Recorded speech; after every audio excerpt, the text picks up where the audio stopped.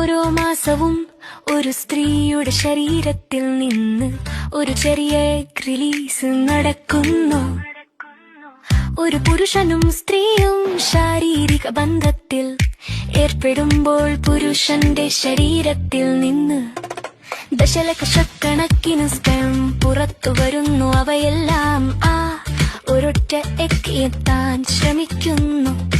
എന്നാൽ ഒരൊറ്റ സ്പെർം മാത്രമേ എഗ്ഗുടെ ഉള്ളിൽ പ്രവേശിക്കാൻ കഴിയൂ. ആ സ്പെർം പ്രവേശിച്ചുടൻ മറ്റൊരു സ്പെർം ഉള്ളിൽ കടക്കാതിരിക്കാൻ ഉടൻ തന്നെ സ്വയം അടച്ചു പൂട്ടുന്നു.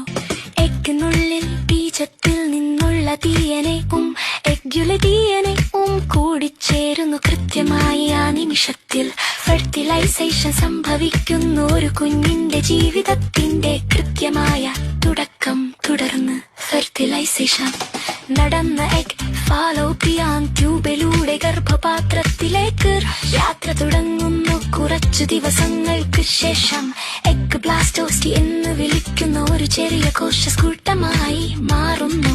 5-ാമത്തെയോ 6-ാമത്തെയോ ദിവസത്തോടെ ബ്ലാസ്റ്റോസിസ് അതിന്റെ പുറം ചട്ട ഭേദിച്ച ഗർഭപാത്രത്തിന്റെ ഭിത്തിയിൽ പെട്ടെത്തി പിടിക്കുന്നു. ഈ പ്രക്രിയയെ ഇംപ്ലാന്റേഷൻ എന്ന് വിളിക്കുന്നു.